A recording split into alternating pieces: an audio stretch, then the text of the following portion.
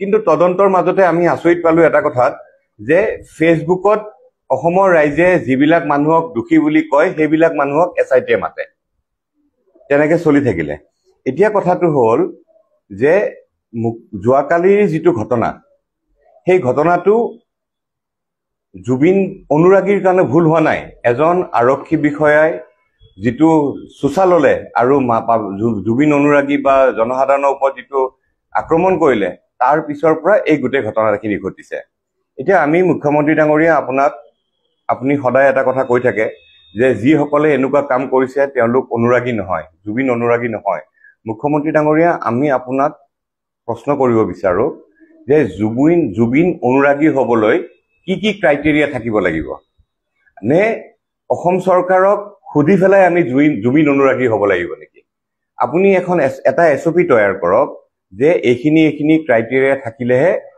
আমি জুবিন অনুৰাগী হ'ব পাৰিম প্ৰথম কথা দ্বিতীয় কথা মানুহৰ যিটো ক্ষোভ আজি জুবিন গাৰ্গক অসমৰ মানুহে ভগৱান সজালে ভগৱানৰ স্থানত ৰাখিলে আৰু এছআইটিৰ পৰা কিছুমান ৰিপৰ্ট বাহিৰলৈ আহিছে যিবিলাকে ভগৱানক দানৱ কৰিব চেষ্টা কৰিলে একচামে উঠি পৰি লাগিলে জুবিন গাৰ্গৰ বদনাম ওলাবলৈ এছআইটিৰ পৰা ওলাইছে এইবিলাক কাগজ বেলেগৰ পৰা ওলোৱা নাই আজি পোষ্টমৰ্টেম ৰিপৰ্ট বাহিৰত ওলাল কিয় এইবিলাক হ'বলৈ পালে এছআইটিৰ কণ্ট্ৰলটো মুখ্যমন্ত্ৰী ডাঙৰীয়া আপোনাৰ হাতত নাই নেকি আমি এইখিনি কথা জানিব বিচাৰিছো আৰক্ষীৰ ভুলৰ কাৰণে কিয় যোৱাকালি এই ঘটনাটো ঘটিব পালে কিয় এইটো হ'বলৈ পালে কিয় বাস্কাত নিব লগা হ'ল আজি মানুহৰ ক্ষোভ ক'ত মানুহৰ ক্ষোভ হ'ল 14 দিন পুলিচ কাষ্টাডিত থকা শ্যামকানু মহন্ত যেতিয়া যোৱাকালি মানুহে টিভিত দেখা পাইছে তেওঁৰ দাড়ি মুছ ক্লিন চেভ নৱৰত্ন তেল লগাই চুলি আচুৰি মানুহে এইবিলাক ভাল নাপায় অপৰাধীয়ে কোল্ড ড্ৰিংকছ খুৱাব লগা হ'ল বিলাসী জীৱন এটা জীৱলৈ কৈদিক বিলাসী জীৱন দিবলৈ তেওঁলোকে বাস্কালৈ লৈ যাব লগা হ'ল আজি বাস্কাৰ যিটো ঘটনা এইটো অকল বাস্কা নহয় আপুনি কালি কাৰ্বি আংলঙত লৈ যাওক গোলাঘাটত লৈ যাওক ডিব্ৰুগড়ত লৈ যাওক শিৱসাগৰত লৈ যাওক সব জেলতে এনেকুৱাই হ'ব আমি আপোনাক সুধি পেলাই জুবিন অনুৰাগী হ'ব নালাগেতো আমাৰ দৰকাৰ নাই জুবিন অনুৰাগী আপোনাৰ পাৰ্মিশ্যন লৈ আপোনাৰ কথা মতে ক্ৰাইটেৰিয়া লৈ পেলাই আমি জুবিন অনুৰাগী হ'ম আৰু আমি ইমান দিনৰ পৰা আমি যিখিনি কথা দেখি আহিছো এটা কথা ঠিক যে শ্যামকানু মহন্তৰ প্ৰতি মুখ্যমন্ত্ৰী ডাঙৰীয়াৰ কিবা এটা চফ্ট কৰ্ণাৰ আছে কিবা এটা চফ্ট কৰ্ণাৰ আছে কাৰণ কিয় নহলে এনেকুৱা নহয়তো আপুনি দাড়ি চুলি কাটাই অপৰাধী এজনক লৈ আহিব আজি ড্ৰাগছ বেপাৰী এটাক দেখাৰ লগে লগে আপুনি ভৰিত গুলিয়াই ৰেপিষ্ট এজনৰ কথা গম পোৱাৰ লগে ঘৰটো জ্বলাই দিয়ে এইবিলাক আপুনি নিজে কৰা কাম নিজে আপুনি আইন ভংগ কৰিছে আৰু আজি সেইকাৰণে অনুৰাগীবিলাকে বিচাৰি আছে জুবিনক শ্যামকানুক আমাক গতাই দিয়ক ফাঁচি দিয়ক আপুনি নিজে কৰা কামৰ ফলে এইবিলাক এতিয়া কথাটো হ'ল মুখ্যমন্ত্ৰী ডাঙৰীয়া আপোনাক হাতজোৰ কৰি অনুৰোধ কৰিছো আপোনাৰ যদি অলপো যদি কিবা শ্যামকানু মহন্তৰ প্ৰতি যদি কিবা চফ্ট কৰ্ণাৰ আছে এইটো আপুনি এতিয়া বাদ দিয়ক ৰাজনীতি নকৰে মানুহে অসমৰ মানুহে এতিয়া ৰাজনীতি নকৰে অসমৰ মানুহক ন্যায় লাগে আৰু আপোনালোকে ৰাজনীতি কৰি লাভো নাই হিন্দু মুছলিম খ্ৰীষ্টান কংগ্ৰেছ এজিপি বিজেপি AIUDF এইবিলাক এতিয়া নচলে মানুহক লাগে ন্যায় আৰু ন্যায়হে দিব লাগিব হয় আপুনি জুবিন গাৰ্গৰ ক্ষেত্ৰত দিল্লী এয়াৰপৰ্টৰ পৰা অনাৰ পৰা সোণাপুৰলৈ আপুনি যিখিনি কষ্ট কৰিলে এজন ডাঙৰ ককায়েকৰ নিচিনাকৈ আমি আপোনাক সেলুট দিছো এইটো কাৰণে সেলুট দিছো কিন্তু জুবিন গাৰ্গৰ মৃত্যুৰ নামত আপুনি ৰাজনীতি কৰিব অপৰাধীবিলাকক বচাবলৈ যাব এইটো হ'ব নোৱাৰে কিয় শ্যামকানু মহন্তৰ ঘনীয়েকে হাঁহি ওলাই আহিব লগা হ'ল CIDৰ পৰা কৈছে গিৰিয়েকে চাগে ঘনীয়েকক কৈছে যে চিন্তা নকৰিবা মোৰ কাৰণে ভাল জাগা আছে থাকিবলৈ অলপ কষ্ট হ'ব কিয় দাড়ি চুলি কাটি আনিব লগা হ'ল 14 দিন জেলত থকা মানুহ এটা দাড়ি কিমান গজিব আমি নাজানো নেকি কিমান দাড়ি গজিব কিয় এটা ক্লিন চেভ কৰি অনা হ'ল কিয় কোল্ড ড্ৰিংকছ খাবলৈ দিব লগা হ'ল এইবিলাক কথা কিয় বাস্কা ডিস্ট্ৰিক্ট কিয় বাস্কা ললে আপুনি ভাবিছে নেকি বাস্কাত জুবিন গাৰ্গ অনুৰাগী নাই জুবিন গাৰ্গে বাস্কা ডিস্ট্ৰিক্টত মেট্ৰিক পাছ কৰিছে আৰু যিজন পুলিচ বিষয়া DSP এই গোটেই বস্তুটো ঠাণ্ডা হ'ব কেতিয়া যেতিয়া DSP জনক নিলম্বিত কৰিব আপোনালোকে এতিয়া ক'ব থাৰ্ড পাৰ্টিৰ কথা ক'ব যে যে থাৰ্ড পাৰ্টি কোনোবা তৃতীয় পক্ষ, এই তৃতীয় পক্ষ শব্দটো আমি কেতিয়াৰ পৰা শুনি আছো জানে? যিদিনাখন NDFB-য়ে চিৰিয়েল বম ব্লাষ্ট কৰিছে অসমত, সেইদিনাখনৰ পৰা এই শব্দটো আমি শুনি আহিছো, তৃতীয় পক্ষ তৃতীয় পক্ষ। সব কথাত তৃতীয় পক্ষ নাখাতে। আপোনাৰ ভাল কাম আপুনি যিখিনি কৰিলে একেলগে শেষ হৈ যাব এই জুবিনৰ মৃত্যুৰ ঘটনাটোৱে, জুবিনৰ তদন্তে। আপুনি কিয় কৈছিলে যে 2জন পুলিচ বিষয়া মই ছিংগাপুৰ পঠাইছো? SIT-টো কৈছে নাই পঠোৱা বুলি, পঠাব নোৱাৰে বুলি। আজি সৰ্বানন্দ সোণোৱাল ডাঙৰীয়াৰ প্ৰেছ উপদেষ্টা নাই, আইনী উপদেষ্টা যিজন আছে, তেখেতে নিজে কৈছে যে গোটেই SIT-ৰ কাৰবাৰটোৱে ভুল। এতিয়া কি কৰিলে আপোনালোকে? বুদ্ধিজীৱীৰ মাজত ভাগ ভাগ আনিব বিচাৰিলে। সেইকাৰণে আপোনালোকে কেইজনমান মানুহ মাতিলে, লিষ্ট বনাই ক'লে যে আমি আলোচনা কৰিম। কিহৰ আলোচনা? SIT-ৰ লগত কিহৰ আলোচনা কৰিব? প্ৰাঞ্জল শইকীয়া বোলে এজন মানুহ মাতিছে, তেওঁতো ঘূৰ RSSৰ মানুহ, তেওঁতো RSSৰ মানুহ। বাকীবিলাকৰ কথা নকওঁৱেই। তেনেকুৱা মানুহ মাতি পেলাই আপুনি কি আলোচনা কৰিব বিচাৰিছে? আৰু কি আলোচনা কৰিব? মুন্না গুপ্তা ডাঙৰীয়া, APWৰ কেছ চলি আছে সুপ্ৰিম কোৰ্টত, নাই গুৱাহাটী হাইকোৰ্টত, জুবিন গাৰ্গ সংক্ৰান্তত, and you have to answer it. আপুনি কোৰ্টত জবাব দিব লাগিব, কিয় আপুনি আইন ভংগ কৰি পেলাই আপুনি এটা কমিটি মাতিলে, আলোচনা কৰিলে, কি ভিতৰৰ কথা ক'লে তেওঁলোকক, কি চেষ্টা কৰিলে আপোনালোকে যে বুদ্ধিজীৱীসকলৰ মাজত কাজিয়া লগাই যে এওঁলোক ভাল বুদ্ধিজীৱী, তেওঁলোক বেয়া বুদ্ধিজীৱী, তেওঁলোক কম বুদ্ধিজীৱী। চকুৰ ডাক্তৰৰ কি কাম আইনত? মই বুজি নাপালো। চকুৰ ডাক্তৰৰ আইনৰ তদন্তকাৰী বিষয়াৰ লগত কি কাম আছে? হিতেশ ডেকা ডাঙৰীয়া ভদ্ৰলোক, জুবিনক বহুত ভাল পায়, বহুত মৰম কৰে, বহুত কৰিছে জুবিন গাৰ্গৰ কাৰণে, কিন্তু ডক্তৰৰ কি কাম তাতে? ইউটিউবাৰৰ কি কাম? আগতে সাংবাদিক, বৰ্তমান ইউটিউবাৰৰ কি কাম? বুজি নাপালো। এই গোটেই কাৰবাৰটোৱে চলি আছে, আচৰিত কাৰবাৰ এইটো। আৰু যিজন পুলিচ বিষয়া, তেওঁ নিজৰে APSC কেলেংকাৰী, বিপ্লৱ শৰ্মা ডাঙৰীয়াৰ ৰিপৰ্টত তেখেতে ক্লিয়াৰলি লিখিছে, Gitartha Dev Sharma, roll number 09149595, his job is questionable. আৰু তেনেকুৱা মানুহ আপুনি দায়িত্ব দিছে।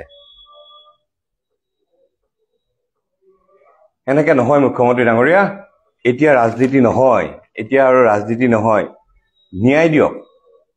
আৰু সব কথাতে আপোনালোকে কথা নাই বতৰা নাই, চিধা গৰিমা গাৰ্গৰ ওচৰলৈ কিয় যায়? তেখেতকতো শান্তিত থাকিবলৈ দিয়ক অলপ। সবেই যায়, চৰকাৰে যাব। SIT ফৰেনচিক কি এইটো পষ্টমৰ্টেম ৰিপৰ্ট তেখেতৰ পত্নীক দিব লাগে কিয়? এইটো পুলিচৰ দায়িত্ব, গৃহ বিভাগৰ দায়িত্ব। তো মুখ্যমন্ত্ৰী ডাঙৰীয়া, আপোনাক অনুৰোধ কৰিছো, ৰাজনীতি বাদ দিয়ক, শাস্তি দিয়াৰ ব্যৱস্থা কৰক। যিহেতু এতিয়া কৈ আছে যে প্ৰত্যেকটো কথা ৰাজনীতি হৈছে, জুবিন গাৰ্গৰ ন্যায় ব্যৱস্থাত কৰ ৰাজনীতিৰ কথা আহিলে? চবেই যে কোনখিনি কৈ আছে এইবিলাক। এটা কথা চাব আপুনি, মই আকৌ কলো আপোনাক, জুবিন অনুৰাগী আমি চৰকাৰৰ সৈতে হ'ব নালাগে, প্ৰথম কথা। 2 নম্বৰ কথা, ৰাজনীতি।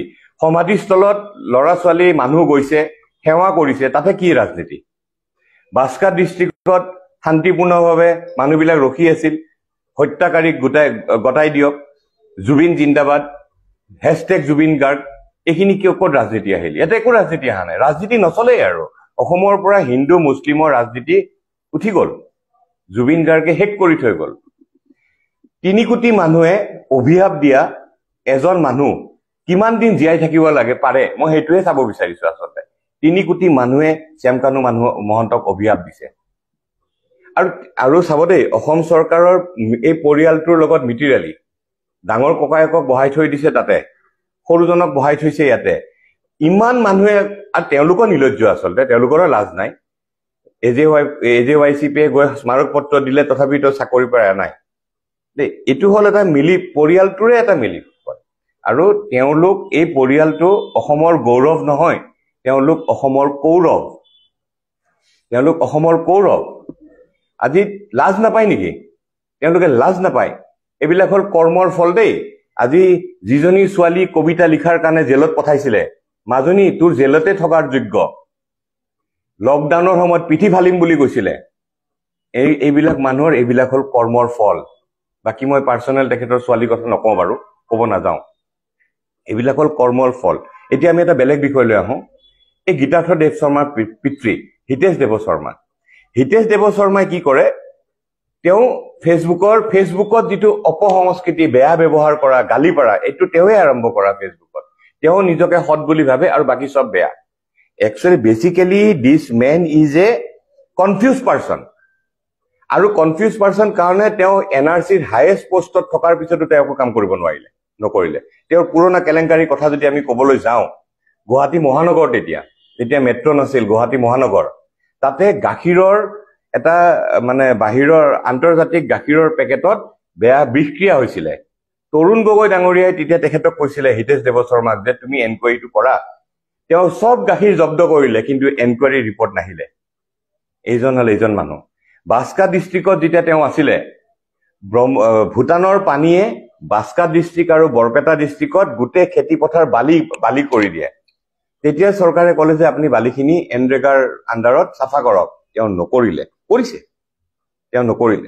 অভয়াপুৰীত 650 বিঘা এটা জাগাত এটা কয়াকুজিয়া পাৰ্ক বনাব বিচাৰিছিল আজি বা 15-20 বছৰ আগত তেখেত আছিল তেতিয়া তাৰে অফিচাৰ তেখেতে নকৰিলে সমুজ্জ্বলদাক গৈ পেলাই ক'লে যে সমুজ্জ্বল তুমি চৰকাৰক কোৱা মোক যাতে ষ্টেট কোঅৰ্ডিনেটৰ পাতি দিয়ে সমুজ্জ্বলদাই তেখেতৰ কথা নুশুনিলে প্ৰতীক হাজেলাক ষ্টেট কোঅৰ্ডিনেটৰ পাতিলে সমুজ্জ্বলদাক গৈ পেলাই ক'লে সৰ্বানন্দক কৈ পেলাই মোক ডিচি বনাই দিয়া সমুজ্জ্বলদাই তেখেতৰ কথা নুশুনিলে আৰু শেষত সমুজ্জ্বলদাৰ বদনাম গোৱা আৰম্ভ কৰিলে ছচিয়েল মিডিয়াত 60 লাখ টকা লোৱা কিবা লোৱা আৰু যেতিয়া তেওঁ ধৰা পৰিলে তেওঁ কয় ৰাইজৰ কি বজাৰৰ খবৰ এনআৰসিত মোক অভিজিত শৰ্মাক যিখিনি তেওঁ মিছা বদনাম দিলে এনআৰসিত ফেচবুকত লিখি আৰু এয়া হ'ল আপোনাৰ কৰ্মৰ ফল আজি হিতেশ দেৱ শৰ্মা দিস ইজ কল্ড কৰ্মা আজি আপুনি কৰ্মৰ ফল পাইছে আৰু পাব আপুনি এনআৰসিত আপুনি ডেপুটি ডাইৰেক্টৰ হৈ আছে ষ্টেট কোঅৰ্ডিনেটৰ হৈ থাকিলে আপুনি নিজে ৰিজাইন দিলে ইচ্ছাই ৰিজাইন দিলে তাৰপিছত আকৌ আপুনি ষ্টেট কোঅৰ্ডিনেটৰ হ'ল কিন্তু আপুনি একো কাম নকৰিলে ৰিটায়াৰমেণ্টৰ আগত এক্সটেনশ্যন পাম বুলি ভাবি তেওঁ CID আৰু এন্টি কৰাপশ্যন দুটা কেছ কৰিছে তেওঁ ভাবিছিল যে মুখ্যমন্ত্ৰী হিমন্ত বিশ্ব শৰ্মাই তেওঁক এক্সটেনশ্যন দিব মুখ্যমন্ত্ৰী হিমন্ত বিশ্ব শৰ্মা ইমান বুৰ্বক নহয় যে আপুনি সেই ৰিটায়াৰমেণ্টৰ 15 দিন আগত এটা কেছ কৰি দিলে কাৰণে আপোনাক এক্সটেনশ্যন দিব ইমান বুৰ্বক নহয় যিখিনি কাম তেওঁ তেখেতে কৰি সেইখিনি নকৰিলে আৰু পিছত কি কৰিলে তেওঁ গালিগালাজ আৰম্ভ কৰিলে 20টা 22টা লাইকৰ কাৰণে আৰু এই হিতেশ দেৱ শৰ্মাৰ লগৰ যিখিনি ফেচবুক ফ্ৰেণ্ড আমি আপোনালোক ক'ব বিচাৰো এতিয়া APWA এনআৰসিৰ কি কাম কৰিছে আমি আপোনালোকৰ পৰা আমাৰ সাৰ্টিফিকেট নালাগে আমি কৰি থৈছো যি কৰিব লাগে আৰু হিতেশ দেৱ শৰ্মাৰ বদনামৰ কাৰণে আপোনালোকে আমাক যিমান হাঁহিলে আজি চাওক অসমৰ ৰাইজে আপোনালোকৰে মানুহজনক এতিয়া হাঁহি আছে লাজ পাব লাগে আপোনালোকে এয়া হ'ল এইজন মানুহৰ নমুনা এইবিলাক আৰু তেওঁলোকে অসমৰ ডাঙৰ মানুহ তেওঁলোকে যি কয় সেয়াই হয় আৰু এতিয়া কি কৰিছে আপুনি আচৰিত ক'ব এই মানুহজনে হিতেশ দেৱ শৰ্মাই এজন অংগনবাদী শৰ্মা বুলি এজন মানুহৰ লগত লগ লাগি QR কোডৰ বেপাৰ আৰম্ভ কৰিছে তেওঁ বোলে ৰিভেৰিফিকেশ্যনৰ কেছ কৰিছে সুপ্ৰিম কোৰ্টত QR কোড চান্দা পুতেক অফিচাৰ জীয়েক ভাল কোম্পানীত চাকৰি কৰে ঘনীয়েক অফিচাৰ বুৱাৰীয়েকে চাকৰি কৰে মাহত নাই বুলিও তেওঁলোকৰ 5 লাখৰ ওপৰত আহে হিতেশ দেৱ শৰ্মাই নিজে পেঞ্চন পায় আৰু তাৰ পিছত QR কোড লৈ চান্দা তুলিবলা নেকি জাতি বচাম বুলি মেইন কামখিনি তুমি একো নকৰিলা চৰকাৰী স্বীকৃতি প্ৰাপ্ত এজন খুৰাপাই তেওঁ য'ত কাম কৰিছে সব অফিচত তেওঁ খুৰাপান কৰিলে চৰকাৰে একো নকয় তেওঁক গালি নাপাৰে তেওঁক সাসপেন্ড নকৰে তাৰমানে আমি বুজিবলৈ বাধ্য যে এইজন হ'ল চৰকাৰী স্বীকৃতি প্ৰাপ্ত এজন খুৰাপাই এনেকুৱা মানুহৰ পৰা আমি কি আশা কৰিব পাৰো তেওঁ জুবিন গাৰ্গক আগতে বহুতবাৰ গালি পাৰিছে আৰু যোৱাকালি ঘটনাটো পুতেকক বচাবলৈ আচলতে এই তেওঁ ষ্টেটমেন্ট এটা দিলে পিছত তেওঁ ডিলিট কৰিলে বাপেক পুতেক দুইজনে একেই পুতেকৰটো চাকৰিটো মই ক'লোৱে বিপ্লৱ শৰ্মা ছাৰৰ ৰিপৰ্ট আছে তেওঁৰ নাম লিখা আছে হিজ জব ইজ কুৱেশ্যনেবল বুলি কৈছে যিটো ন্যায় সমগ্ৰ ৰাজ্যত ন্যায় কাৰ্য স্থাপন কৰি আছে জুবিন গাৰ্গ এক অভিযান চলি আছে সেই বিষয়টোত আপোনালোকে কেনেধৰণে আচলতে দৰকাৰ আৰু তেওঁলোকক যি এই অভিযুক্তসকলক যেনেধৰণে ট্ৰিট কৰা হৈছে এই বিষয়ত চাওক পলাশ ৰঞ্জন বৰুৱা ডাঙৰীয়া আৰু মই আমি হাইকোৰ্টত এটা PIL কৰিছো 46/2025 22 তাৰিখে চাগে কেছটো উঠিব কোৰ্টত আমি গোটেই কথাখিনি জনাম, এফিডেভিট আকাৰত আমি জনাম। এই যে VIP ট্ৰিটমেণ্ট দিছে, তেওঁ CID কাষ্টাডিত তেওঁ VIP ট্ৰিটমেণ্ট দিলে, চুলি দাড়ি কাটি নৱৰত্ন তেল লগাই তেওঁ যিটো বিলাসীৰে লৈ আহিলে, ৰাস্তাত কোল্ড ড্ৰিংকছ খোৱালে, জেলখন দিলে, এজন নতুন জেল এখন দিলে যাতে তেওঁলোকে যাতে আৰামত থাকিব পাৰে, লুডু কেৰেম খেলি থাকিব পাৰে। আপুনি চাব মোবাইলো দিব হয়তো কোনোবা দিনা তেওঁলোকৰ হাতত, চব দিব, চব সুবিধা কৰিব। এনেকে আমি ন্যায় পাম বুলি আমি নাভাবো। জুবিন গাৰ্গক যদি কিবা হত্যাও কৰা হৈছে, কিবা যদি পয়জনো খুৱাইছে, তাৰ তথ্যখিনিতো এতিয়া নাই। প্লেচ অফ অকাৰেঞ্চত কোনো যোৱাই নাই এতিয়ালৈ। ছিংগাপুৰ আৰক্ষীয়ে বা কি কৰিছে, কি বা তথ্য দিয়ে, আমিতো গমেই নাপাওঁ। তো মই ভাবো ন্যায়ালয় শেষ আশ্ৰয়। আমাৰ বিশ্বাস হাইকোৰ্টত কিবা এটা ন্যায় পাম আমি। কমল নয়ন চৌধুৰীৰ নিচিনা অভিজ্ঞ এডভকেট আছে আমাৰ লগত। আমাৰ বিশ্বাস কিবা এটা ন্যায় আইনৰ মাজেৰেহে কিবা এটা হ'ব। এইটো নহয় যে SITয়ে কিবা ন্যায় দিব পাৰিব, মই নাভাবো দিব পাৰিব বুলি, আমি নাভাবো, অসমৰ ৰাইজে নাভাবে। সেইকাৰণে জাষ্টিছ ফৰ জুবিন গাৰ্গ মানুহে আৰম্ভ কৰিছে। যেনেকুৱা অভিযোগত শেখৰ গোস্বামী, অমিত মহন্ত তেওঁলোকক গ্ৰেপ্তাৰ কৰা হৈছে, একে অভিযুক্ত ছিংগাপুৰৰ আছাম এছ'চিয়েশ্যনৰ সেই লোকসকল তেওঁলোকক কিন্তু ইয়াতে সাদৰে নিমন্ত্ৰণ কৰি আমি সসন্মানেৰে পঠিয়াই দিয়া হ'ল। তেওঁলোকক গ্ৰেপ্তাৰ কৰা উচিত নাছিল নেকি? গোটেই কেইজন হ'ল অসমীয়া, অসমৰ এজন খালি প্ৰবাসী বিদেশী, মানে তেওঁ ছিংগাপুৰৰ চিটিজেন। এতিয়া কথাটো হ'ল মুখ্যমন্ত্ৰী ডাঙৰীয়াই কৈছে যে আপোনালোকে গৈ তেওঁলোকৰ পৰিয়ালক হেঁচা দিয়ক। এই পৰিয়ালক হেঁচা দিব যে ক'লে, যদি কোনোবাই ঘৰটো ভাঙি দিলে হয়, খঙত আইন হাতত তুলি যদি ল'লে হয়, চৰকাৰে নিজে আনিব লাগে তেওঁলোকক। আৰু আনাৰ হেণ্ডকাপ, শ্যামকানু মহন্তক যেনেকে হেণ্ডকাপ লগাইছে, এইবিলাককো হেণ্ডকাপ লগাব লাগিছিলে, লগাই আনিব লাগিছিল। কিন্তু তেওঁলোকক VIP ট্ৰিটমেণ্ট দিয়া হ'ল। কিয়? ইয়াতে আপোনাৰ অভিমন্যু তালুকদাৰ বোলা এজন আছে, তেওঁৰ এটা NGO আছে, তেওঁ স্মাইল NGO। মই ক'ব নালাগে, লুৰিণজ্যোতি গগৈ ডাঙৰীয়াই গোটেইখিনি কথা কৈছে ইয়াৰ আগতে। তেওঁ জড়িত, য'ত আপোনাৰ কোনোবা বৰঠাকুৰ বুলি এজন আছে, এই যে IPLৰ বৰঠাকুৰ, তেখেত আছে, মুখ্যমন্ত্ৰী জড়িত হৈ আছে, এইটো নাম হৈ আছে। মুঠতে এটা কথা ঠিক যে অভাৰঅল গোটেই বস্তুটো আহি পেলাই এজন মানুহৰ গাতে লাগে, আৰু তেওঁ এতিয়া চবকে বচাব বিচাৰিব। যোনে চবেই জানে, গৈ থৈ পেলাই বল ইজ ইন হিজ কোৰ্ট, চেকাটো তেওঁৰ গাতে লাগে।